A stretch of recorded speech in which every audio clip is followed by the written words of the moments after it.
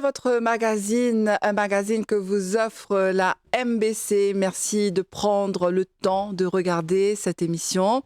Et aujourd'hui, nous allons nous intéresser à une expérience universelle, une expérience silencieuse. On va en parler avec notre invité sur le plateau.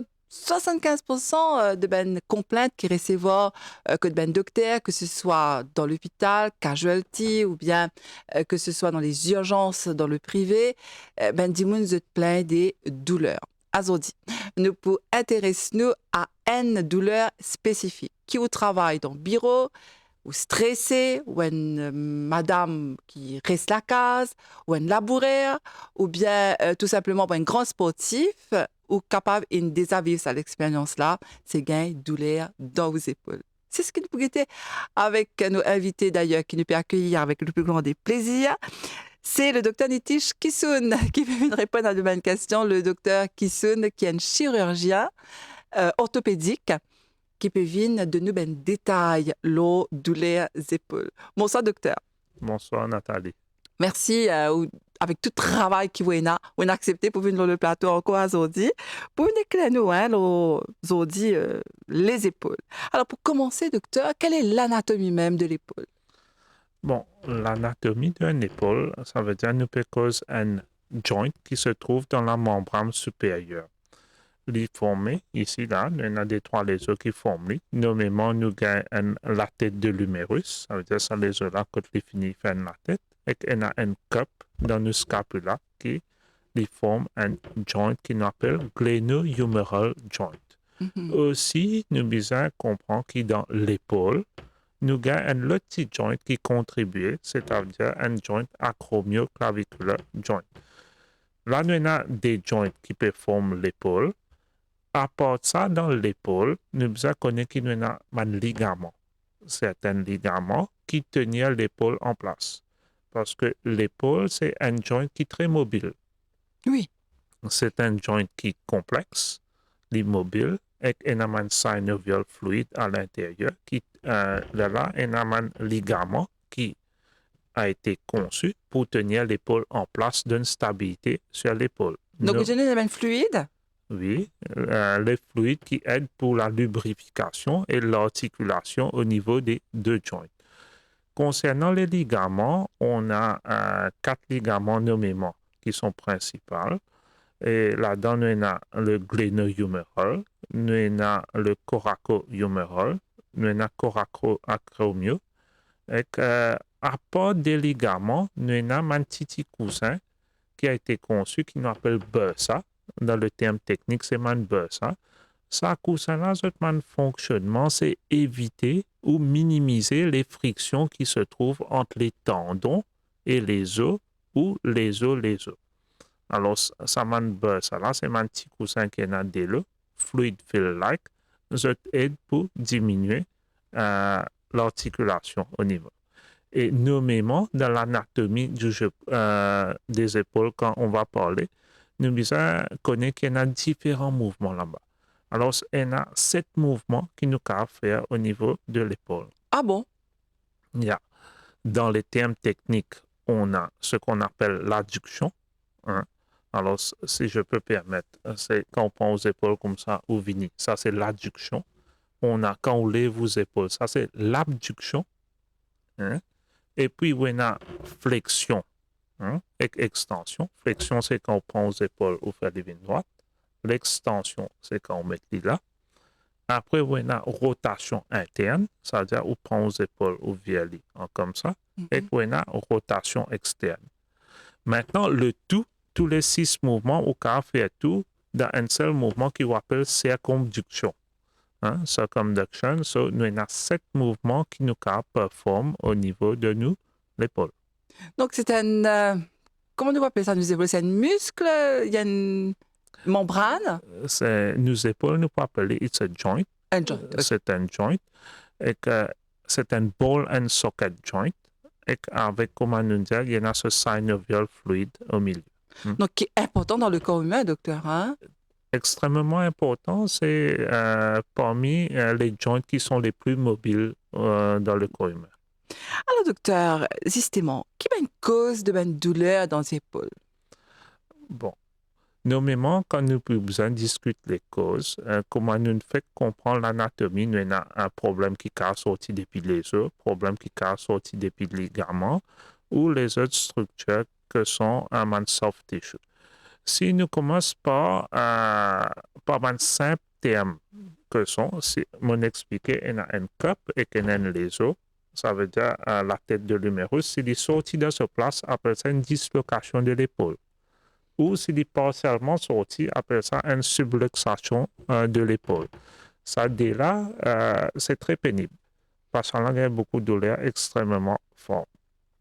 Maintenant, quand nous cause l'homme ligament, nous avons un ligament qui est enflammé, ou soit nous avons même un tendon qui est enflammé, on appelle ça tendinite, ou dans des cas extrêmes, nous avons une rupture de man tendon.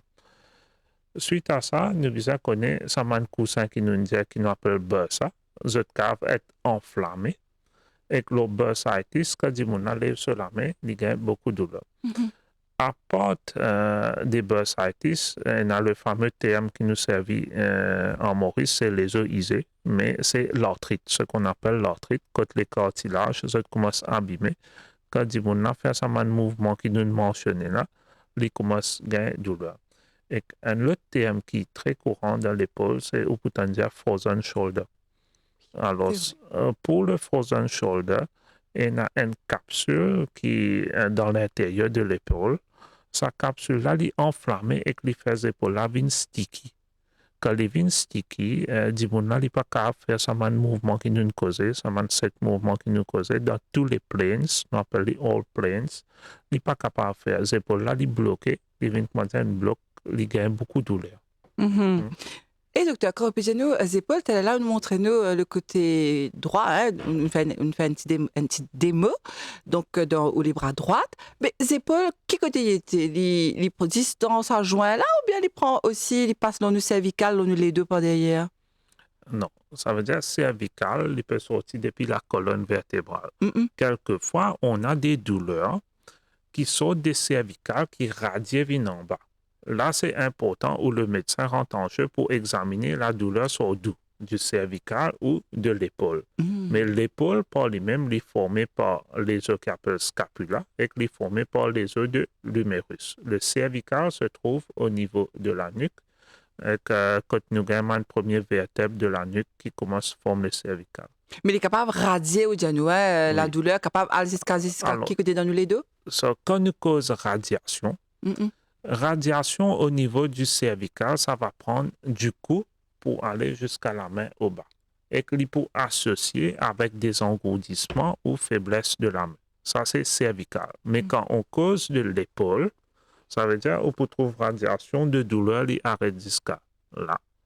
Et qu'on trouve à l'arrière du monde, il y a un peu de douleur par derrière.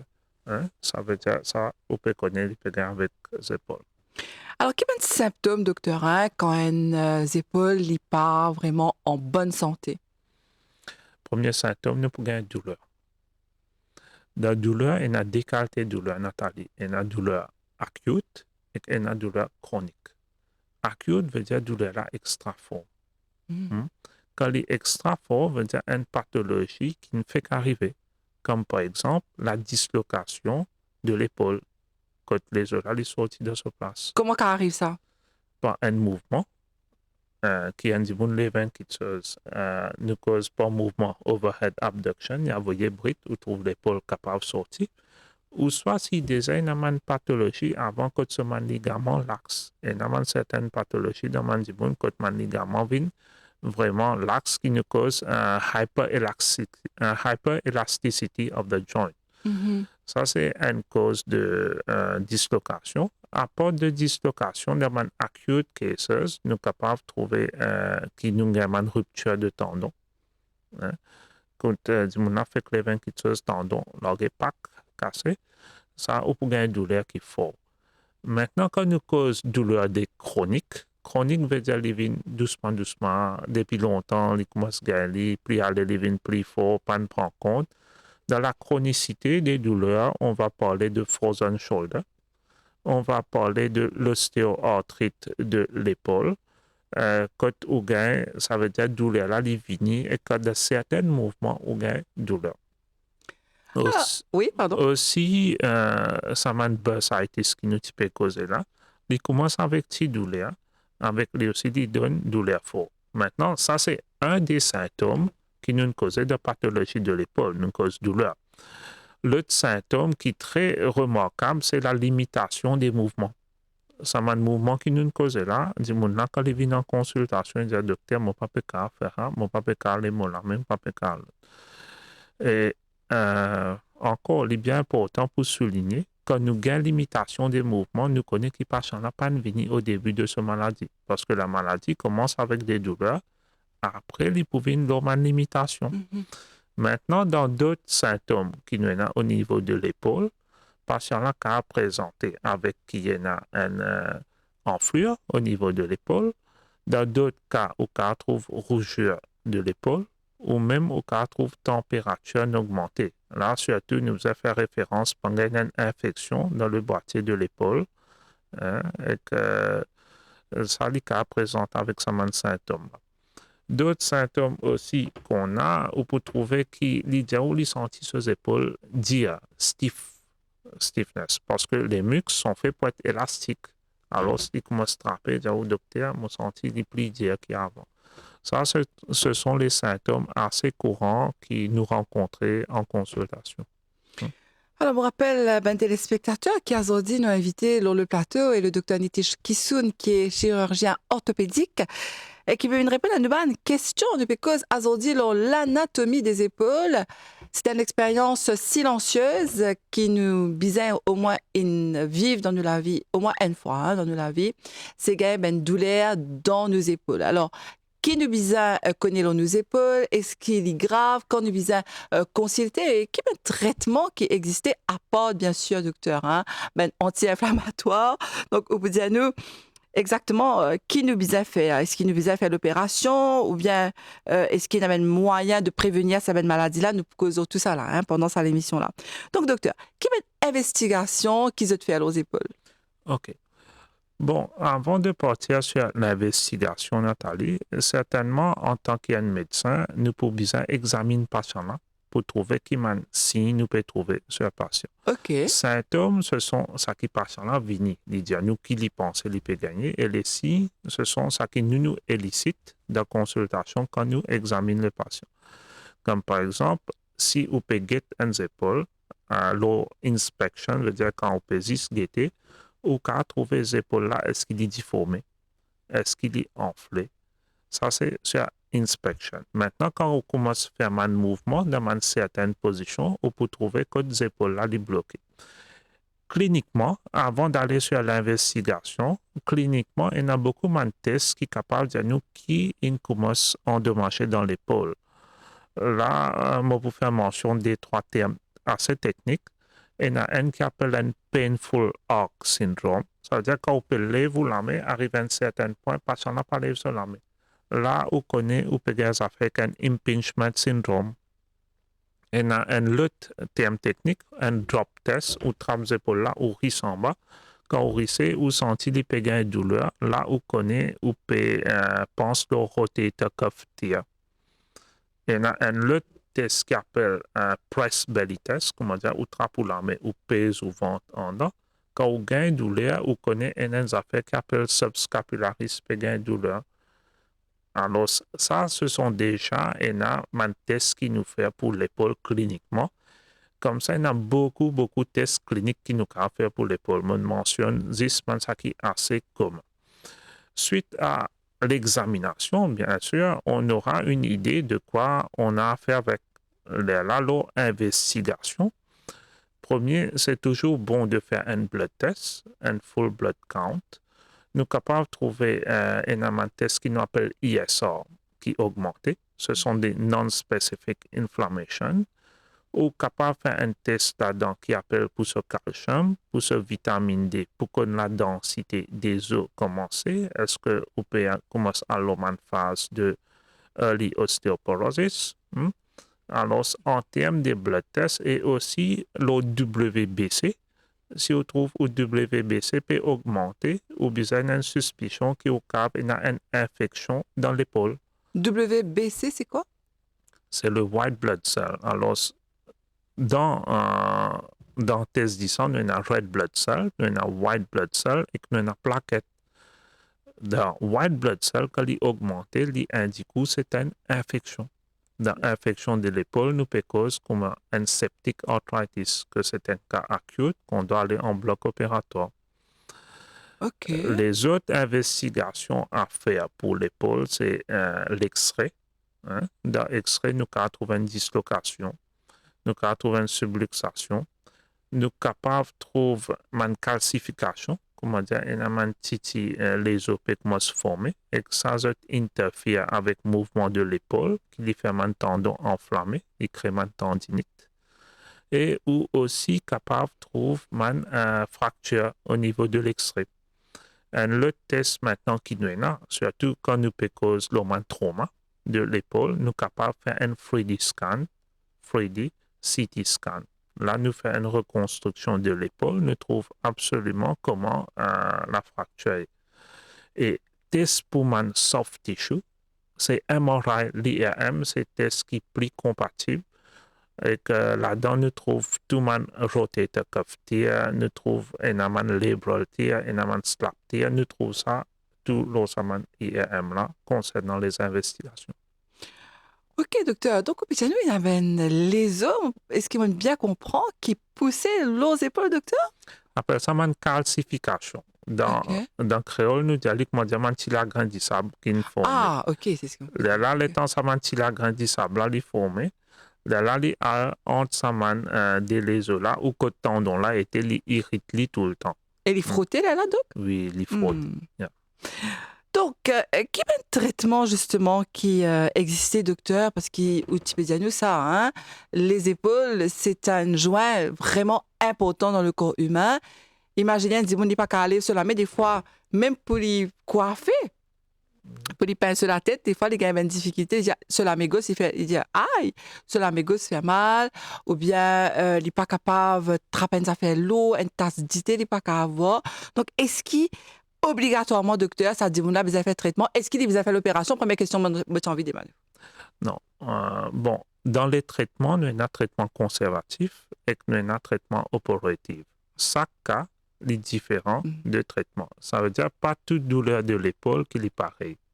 Hein, comme on nous l'expliquait au début de l'émission, différentes structures vous présentent avec différentes qualités de douleur que le médecin en question arrive à détecter. Maintenant, concernant les traitements conservatifs, ça que nous essayons de faire d'un commencement, il y a les médicaments à prendre que sont les anti-inflammatory drugs, soit un NSAID, couramment dans Maurice ou Boutandia, Voltaren, Olfen, Brufen, ça c'est un comprimé qu'on prend pour diminuer aux douleurs, mais les calmer aux douleurs. Et les autres traitements conservatifs qui sont capables de faire, c'est un cold compress, comment dire, ça qui nous dit prendre glaçon, pose sur l'épaule, les diminuer ou inflammation au niveau de l'épaule. Surtout quand nous pouvons faire un cold compress, c'est bon d'éduquer le patient, pas prendre glaçon, on va pose directement la peau, sinon les cas brûlent la peau.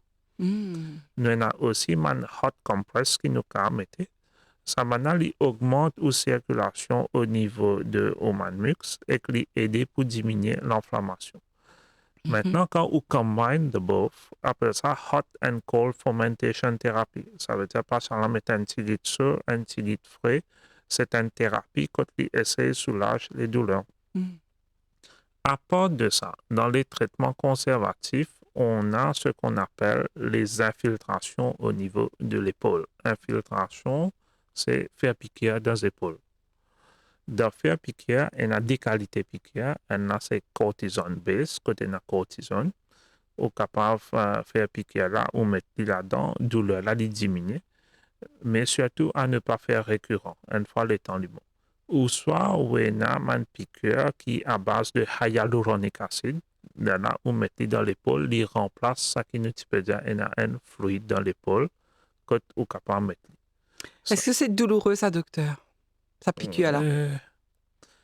Pas autant douloureux que les patients pensent. C'est plutôt pas frayeur que m'attendait à piquer au milieu de les os guimpiers, mais il y a une injection comme toute injection. Alors, il n'est pas extrêmement douloureux. D'accord. À part des traitements conservatifs, si on a à faire des traitements opératoires, c'est en fonction du cas qu'on a. Comme par exemple une dislocation de l'épaule. Ça, on amène le patient là dans la salle d'opération, il a un petit peu de gaz pour dormir et remettre en place. Ce n'est pas exactement l'opération, mais nous appelons une manipulation under the anesthesia.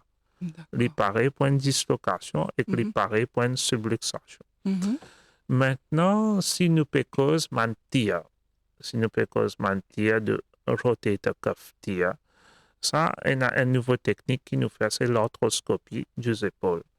Quand on fait des petits portals, on met un instrument à travers ça, ça qui nous appelle par caméra, nous opérer, nous réparer. Les pareil pour man Bangkok Lesion.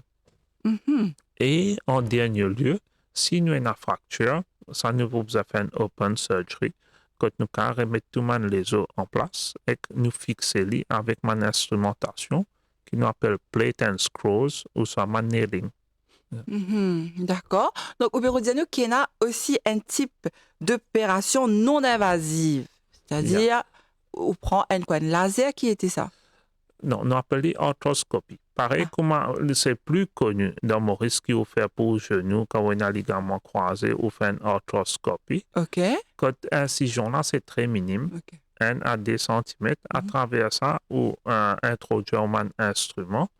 Et que par l'instrument-là, il reprojette l'image sur un screen, l'écran, et ou opérer à travers ça. Ça, on appelle ça arthroscopie, qui était très commun pour les genoux à Maurice. Maintenant, ça commence à venir pour l'épaule aussi. Est-ce que c'est douloureux, ça, docteur? Est-ce qu'il y fait sous anesthésie?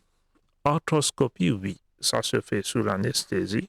Et que moins douloureux qu'un open surgery, extrêmement moins douloureux. Et que la chance des infections sont vraiment moindres, la récupération est vraiment rapide et le patient, le lendemain même, can get discharged from the clinic or the hospital. Est-ce qu'il est capable de recover? Est-ce qu'il est capable de guérir de douleur de l'épaule? Oui, bien sûr, le diagnostic est important. Une fois qu'on gagne au diagnostic, on connaît qu'on peut gagner des affaires, on est capable de guérir. Et une full guérison si on fait aller. Souvent, ce qui est arrivé, c'est les patients qui ont une petite douleur, ils ne pas venus au début. Ils sont venus quand conditions-là déjà well established. Cause, par exemple, un cas de frozen shoulder, patient-là pour venir quand il n'est plus capable sur la main. Il n'est pas venu commencement quand douleur. Alors, c'est dans différents stages de frozen shoulder. Maintenant, vous avez fait toute la marche qui se suit, toutes les étapes. Vous avez fait sur infiltration, vous avez fait sur physiothérapie.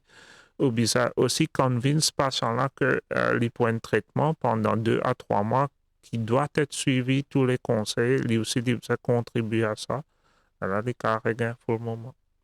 Et docteur, est-ce qu'il est capable de prévenir tout ce qui nous explique, nous, ben, problème qui nous a gagné dans les épaules, notamment frozen shoulder? Est-ce que vitamine D et calcium les capables de résoudre ce problème-là? Bon, les problèmes, surtout quand nous gagnons l'épaule. Premier, nous devons adopter une bonne posture. Deuxième affaire, quand nous pouvons servir l'épaule, le fait que c'est un joint qui est hyper mobile, nous pouvons faire beaucoup de mouvements. Nous avons tendance à faire beaucoup overhead mouvements. Ça, à ça coûte, comment dire, enflamme dans ce qui va arriver. Alors, le mouvement, c'est bon si nous pouvons prendre un petit peu de précaution. Concernant les vitamines D, si nous récupérons les bonheurs, nous ne trouvons pas ça là, nous donnons ce vitamine D, nous diminuons ce sens de l'arthrite ou de ce les os qui viennent brittle, qui peuvent occasionner une fracture. Définitivement, ça va aider dans la prévention. Maintenant, si un monde physiquement il a l'habitude, il est capable de faire un petit sport, il déjà peut renforcer ce muscle qui fait gagner beaucoup plus de stabilité au niveau de l'épaule. Et docteur, justement, est-ce qu'il y a un monde qui a un problème avec ses épaules? Est-ce qu'il est capable de continuer à faire une activité? Peut-être qu'il y a un monde, c'est le travail, c'est les épaules. Est-ce qu'il là, capable, si l'épaule après, est-ce qu'avec le traitement qui peut dire nous, il peut retourner à la vie normale? À la vie normale, il va retourner. Sur les emplois, besoin de qualité de travail les faire. Nous prenons un exemple de un monde qui a une épaule qui est disloquée. Oui. Alors, ou faire une manipulation under anesthesia ou remettre dans sa place. Du monde a faire un travail côté lourd ou soit élève qui ce sens de disloquer, lui encore plus parce qu'ils épaules sont instables. Et à la longue, il peut bien faire une chirurgie même pour empêcher sa dislocation-là. Okay. Certaines du monde quand les épaules sont vraiment fragiles, même de sommeil, ils virent les sorties, cette morceau les sorties. Ça, c'est un candidat qui doit être opéré pour fixer. Après l'opération, certainement, en tant que chirurgien, on ne va pas encourager le ou la patiente de faire le même mouvement qui a sa coupée sur ses épaules. Nous prenons un exemple. Faire, comment dire, d'habiter lève un petit chose lourd. Il y a peut-être les blocs. Les visants lèvent ça. Mais si on finit opérer, on resserre, on remet tout en place, les blocs, il ne pas prendre même la force là, mais nous sommes d'accord qu'il y a certaines limitations. D'accord. Donc, ça veut dire là, je vais peut-être réajuster, trouver un lieu de travail ou bien ça fait moins lourd en tout cas. Il y a peut-être au niveau du travail, quand on donne ce papier, ou dire qui on opéré, ou dire quels sont les mouvements à éviter. Dans les autres employeurs prend ça en considération d'une maquilleuse plus léger. Très bien. Donc, docteur, nous arrive déjà à la fin de l'émission. Qui peut envie de dire nous là pour terminer? Le mot de la fin, c'est l'épaule, c'est un joint qui est hyper mobile, hyper important dans les corps. Il aide nous pour faire beaucoup de mouvements dans la vie de tous les jours. Nous besoin prendre les soins. Là, il peut aider nous pour nous faire toutes nos affaires. Très bien. En tout cas, merci encore une fois, docteur. Une vie éclaire-nous sur ce sujet-là, parce que des fois, c'est comment on peut dire, un joint qui est bien important dans les corps, mais des fois, ne pas trop prend compte parce qu'il nous pensait qu'il justement les poucaves reviennent à la normale pour lui-même, alors ce qui est un traitement mais surtout une prévention qui nous apprend. En tout cas, merci beaucoup docteur Nitish Kissoun, encore une fois, me rappelle qu'il est chirurgien orthopédique. Et merci à vous qui avez suivi cette émission. Merci d'avoir trouvé le temps de la regarder. Je vous dis à très bientôt pour un nouveau magazine.